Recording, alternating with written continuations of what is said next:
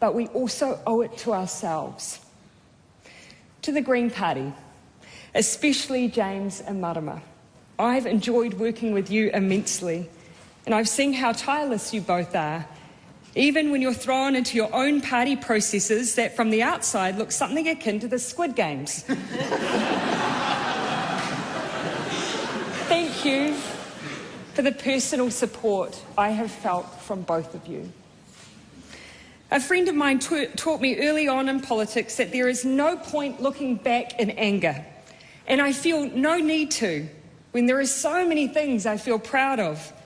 Things that I know are different or better because we had a Labour government. Like our work to uphold the treaty by crossing the bridge more often. The creation of the Māori Crown Relations portfolio under the excellent leadership of Kelvin Davis. Thank you, Kelvin. The stewardship of Te Arawhiti. The establishment of the Māori Health Authority. The growth of Te Reo Māori. The evolution of how we see ourselves as a nation through the teaching of New Zealand history in schools, and the creation of Matariki, our first Indigenous public holiday. Yeah. The path we travel as a nation will not be linear, and it won't always be easy. But for the part of the trail that I had the privilege of leading, I'm glad we took on the hilly bits. It's fair to say that all told, we had a few mountains to climb though. I always wanted to be part of a government that had a focus on children. I can't exactly pinpoint the origins of that passion, but I've talked many times of the distinct memories I have of children in poverty during the 1980s. And so it was with much excitement that I was lucky enough to take on the role of the children's spokesperson from Annette King while in opposition. Annette had already done a huge amount of policy work, a trait of Annette's that she was well renowned for, almost as much as her relentless attempts to set single people up. But there was still space for further child poverty initiatives, so we got to work creating policy that was ready to be rolled out in their first 100 days of office, including the Child Poverty Reduction Act. In 2017, when we first formed government, almost 1 in 5 children were living in poverty. Most child poverty measures in New Zealand were going backwards. Now, I am not here to say that everything is perfect now. It is not. But the healthy home standards, the increases in benefits and their indexation to wages, the winter energy payment, introduction of Best Start and the creation of food in schools means that as I leave, despite the severe economic conditions, there are 77,000 fewer children living in low-income households. All 9 child poverty measures have reduced, and this winter, a sole parent will receive $212 more per week than when we came into office. But now, you just need to keep going. Someone asked me recently whether there were things I wish I'd managed to finish. There were definitely projects I would have liked to have seen through. You know, projects like the restoration of the St James or the beginning and completion of Tokelau's airstrip. A project I felt strongly about after visiting this beautiful but remote realm country. I know if they'd told me in advance that visiting Tokelau in the absence of a place to dock would instead mean climbing onto what looked like an IRB, whilst it's hanging over the side of a moving ship and then being dropped into the ocean by a very qualified, I'm sure, but very young-looking sailor, all while straddling what looks and feels like a unicycle seat whilst wearing a pulatasi, I would absolutely still have gone. I just would have worn bike pants. But aside from such projects, there were very few things I aspired to do in politics that have a natural end point. Poverty, inequality, ending environmental degradation. If you ever claim it's job done on those issues, you set the bar too low. Politics has never been a tick list for me. It's always been about progress. Sometimes you can measure it and sometimes you can't. We won't ever know the long-term benefits of banning conversion therapy, especially for our young people, or what it means to our Pacific communities that we finally apologise for the Dawn raids. There will be no list of the lives saved because of the banning of military-style semi-automatic weapons. We won't know how we left women feeling about the ability to make their own choices when this Parliament decriminalised abortion, or when we improved pay equity, put period products into schools, or reached 50% representation of women in Parliament.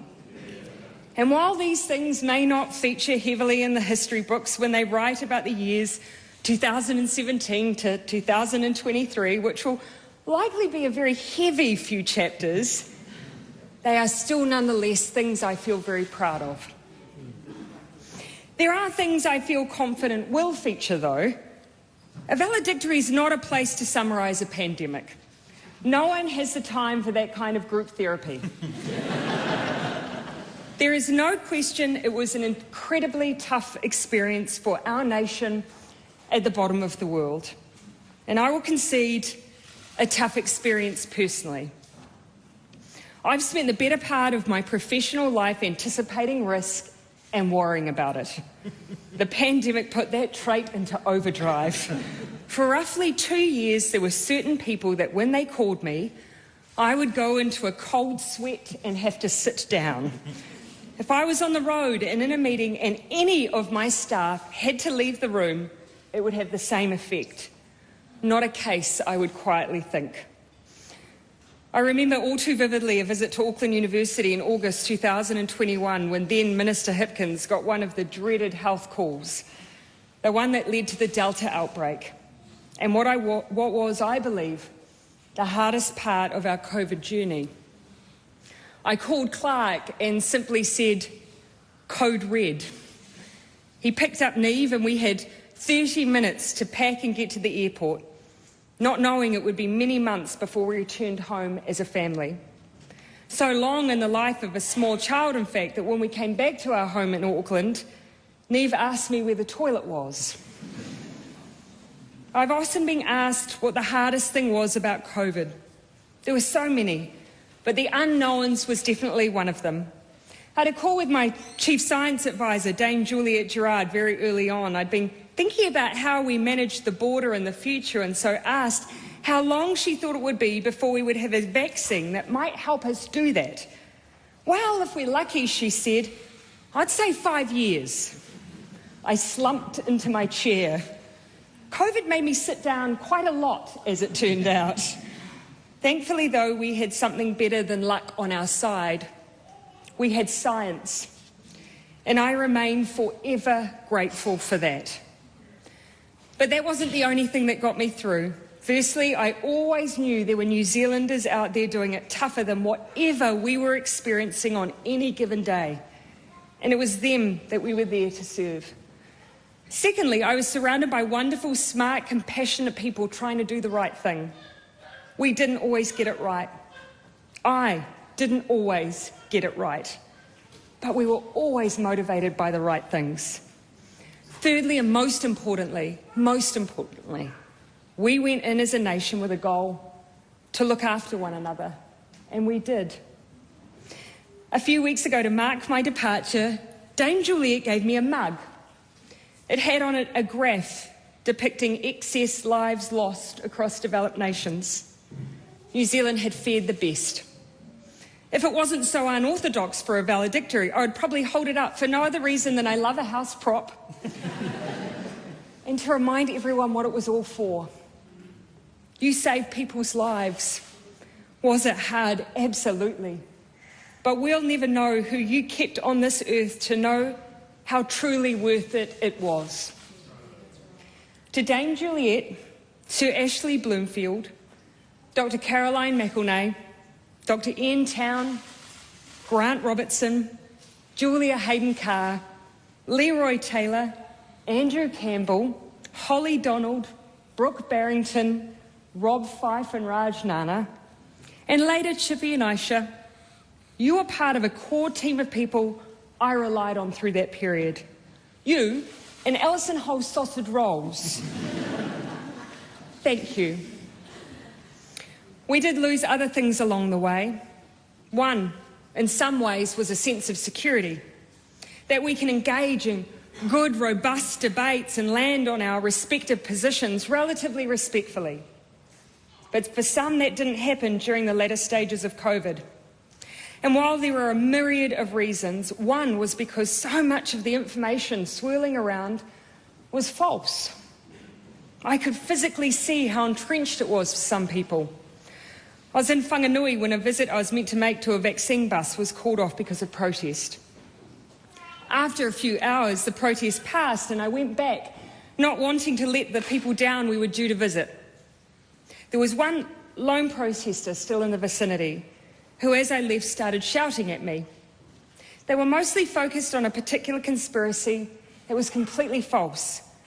So I stopped, doubled back, and told them that. I was idealistic enough to believe it would make a difference. But after many of these same experiences and seeing the rage that often accompanied these conspiracies, I had to accept I was wrong. I could not single-handedly pull someone out of a rabbit hole. But perhaps collectively, we all have a role to play in stopping people falling in the first place. This is not a single-issue problem. I've seen the same fractured debates based on distorted half-truths and complete falsehoods emerging on a range of different subjects. This is not a question of free speech. Free speech is a right this House is unified in defending. Those who try to dress up the issue of disinformation as being an attempt to silence people are ironically themselves shutting down a discussion that must be had. Debate is critical to a healthy democracy, but conspiracy is its nemesis. And the answers aren't easy, but having witnessed what it can do to the corners of our beloved country, when perhaps we considered ourselves immune, I can tell you they are answers I will keep looking for. There were many moments that have left me bereft, though. I still struggle to talk about March 15. There is an image from the day after the attack that was taken of me through a window. And I don't believe I've mentioned what was happening in the moments it was taken. We'd brought together a group of politicians to travel to Christchurch, and the Defence Force carried us. On the way down, I'd seen the front page of the paper and the image of a member of the Muslim community covered in blood in the aftermath of the attack. It was a devastating picture. As we arrived at the meeting venue in Christchurch, we were greeted by a range of community members. Sitting in the front row was the same person who had only hours before been photographed. As he stood to speak, I did not know what to expect. But what came next was one of the most profound memories I have of that period. He thanked us. Here was someone who had been through the most horrific experience I could imagine. And he thanked New Zealand and expressed gratitude for his home. There is much we must all continue to do in the aftermath of March 15. I consider the work of the Christchurch Call to Action amongst them, and I feel honoured and grateful to continue work on the issue of radicalisation and violent extremism online. But the most significant task for us all, as a nation, is to live up to the expectations that those who experienced it have of us, to deserve their thanks. To the Muslim community of Aotearoa, New Zealand, you have humbled me beyond words. Assalamu alaikum. Mr. Speaker, having sadly seen our nation in horrific moments of grief, I've concluded that countries, they don't move on from tragedy, rather they become part of your psyche. But the way these moments weave themselves into our being will be determined by how we confront them.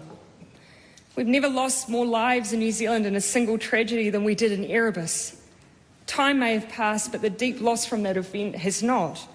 Apologising for what happened was the right thing to do. Now the least we owe families is a memorial.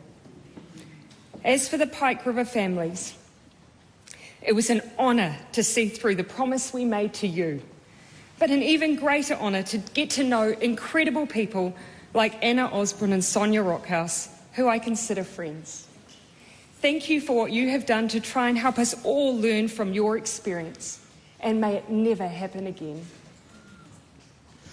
Mr. Speaker, I've often said that whatever I did here, I never did alone. It's quite a literal statement. One of the massive adjustments when you take on this job is you have a new shadow in the form of diplomatic protection. Well, I never used to try and purposely lose them like some past Prime Ministers.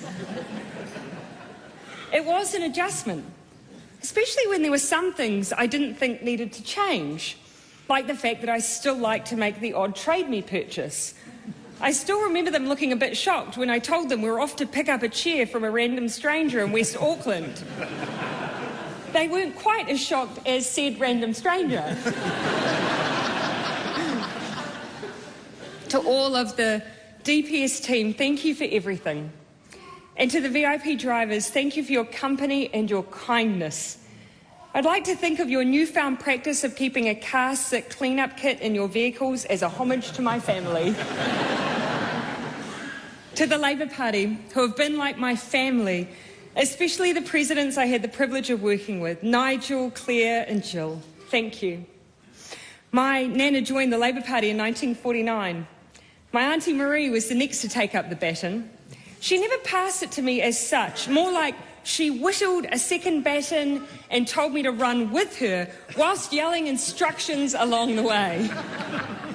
I've long said that I started in the Labour Party as a volunteer delivering flyers, and that's where I will return, happily. To the Mount Albert team, and prior to that, Auckland Central, gosh, you were patient. Thank you all. To Theresa Colgan, who had served multiple Prime Ministers, but most importantly, has served thousands of people. You are one in a million. Barbara Ward, who has been by my side through every major political event, but much more importantly, for every major life event. Thank you for being my friend. To those who went before me and taught me much, Helen Clark, Phil Goff, Marion Hobbs, Trevor Mallard, Darren Hughes, and of course Annette King, who has become my mentor, friend, and one of Neve's favourite aunties. Thank you. To the PMO team, my SPS Leroy, who flattered with me some 20 years ago. Never would I have dreamed when I used to cook you minute steak that one day we would find ourselves on the 9th floor, but I'm so glad we did. Joe, my favourite Irish, Rachel, Bridie and Chrissy, Philippa and Ian, who both led amazing teams, Dinah Okabe, who literally read every piece of correspondence that came our way and still maintains such a positive disposition. The wonderful advisor team I had in both PMO, but also in PAG, you were all exceptional. The tireless, wonderful, tough, and also randomly emotional Andrew Campbell. And the press sex, including the B team, who had the worst job in the world given my reluctance to be in the media. Holly, who has the biggest heart but the sharpest mind. Your dad would be so proud of you. Same to Zoe and Amelia. To us, you are family. Claire Louise, for moving your entire life to support me for the better part of a decade. And finally, to my chiefs of staff, Mike Monroe, GJ Thompson, who provided the cover we needed, and finally, Raj Nana. It's hard to describe Raj. He likes it that way. He became known in various forums as the guy with the hair. And not just domestically. I recall with some fondness visiting Europe to further our FTA aspirations. We met with what, for the purposes of this story, I will describe simply as a leader within the European Union. At the beginning of our meeting, he greeted Raj as the one whose hair he'd admired in the bios he was given. Clearly, admiration from afar was not enough. And by the end of the meeting, he could no longer restrain himself. Rather than shake Raj's hand, he reached up and zhuzhed Raj's hair as if he were a hairdresser in a Pantene commercial. I put at least some of our FTA success down to that head of hair. Raj, I hand on heart believe you sacrificed as much of any of us for 5 years. You and your beautiful family, Jane, Magnolia and Saffron. You preferred to be behind the scenes. But I want it to be on record that New Zealand owes you a debt of gratitude. You were there for March 15, for Whakaare, for the pandemic, and you were there for me. Thank you. To my family, people knew we were connected and you copped a lot of flack. My dad stopped watching the news for 5 years. Mind you, he comes from a long line of media protests. My nanny used to turn the television off whenever Muldoon came on. My mother took a different approach. During COVID, she took up the practice of sending me her own personal thought for the day. They were so uplifting that on occasion I'd read them out at our small staff meetings. That was with the exception of one, which I thought was a bit grandiose, even for a dedicated mother. It read, "Remember, even Jesus had people who didn't like him."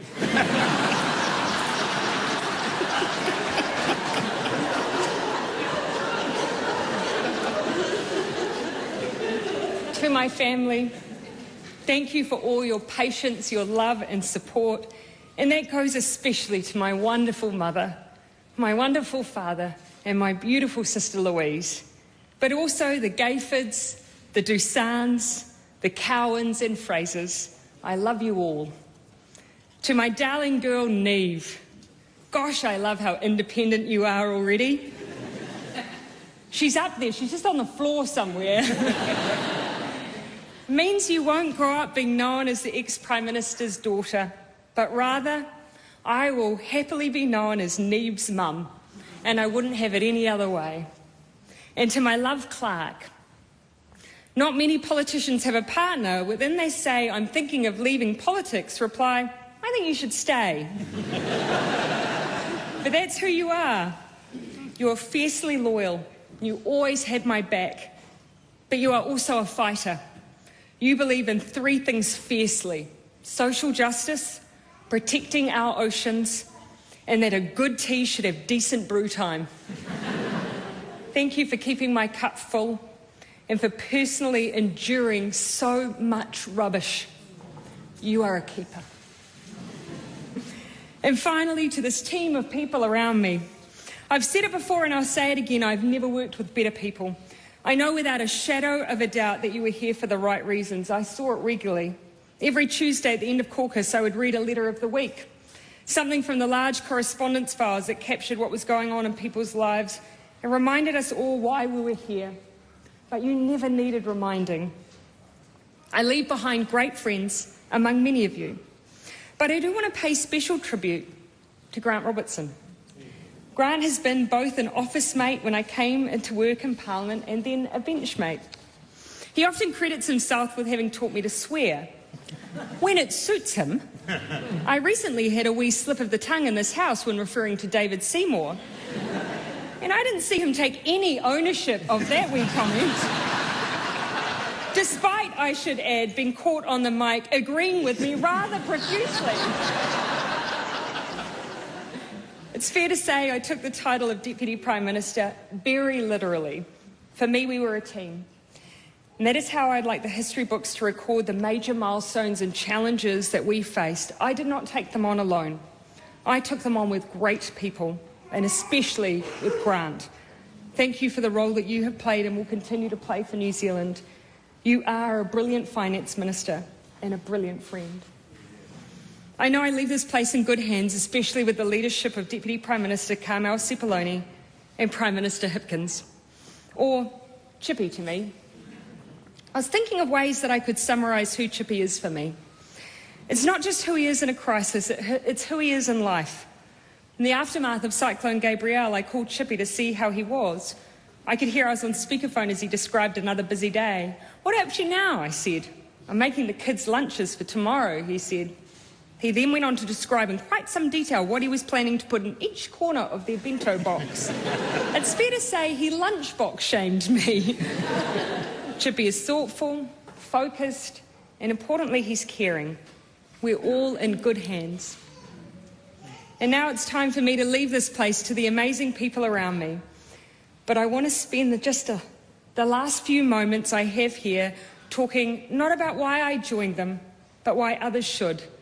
And not just in Parliament, but in leadership. Most of you know my story. I don't consider myself to have had anything in my life that made me especially extraordinary. I was a child of the 80s, born to the son of a drain layer and the daughter of a farmer. My parents worked hard, really hard. My father was a policeman. My mother ran the canteen at the local school. They also ran an orchard for a few years, all while working full-time. My sister and I were the first in our family to attend university. I was anxious about taking a student loan on, so I worked multiple jobs and entered speech competitions. Or to be precise, my mother entered me into them to try and earn a little extra money to put myself through university. I was a warrior. I anticipated that everything that could go wrong would. Some might say the worst possible character trait to have as a politician, or the best, depending on how you cut it. While I convince myself that you cannot be a warrior and be in this place, you can. You can be that person, and you can be here. I'm sensitive, or as Maggie Barry once called me, a precious petal. I remember in my early days being thrown by the odd nasty comment or negative commentary. I even went to Trevor Mallard for advice on how to harden up.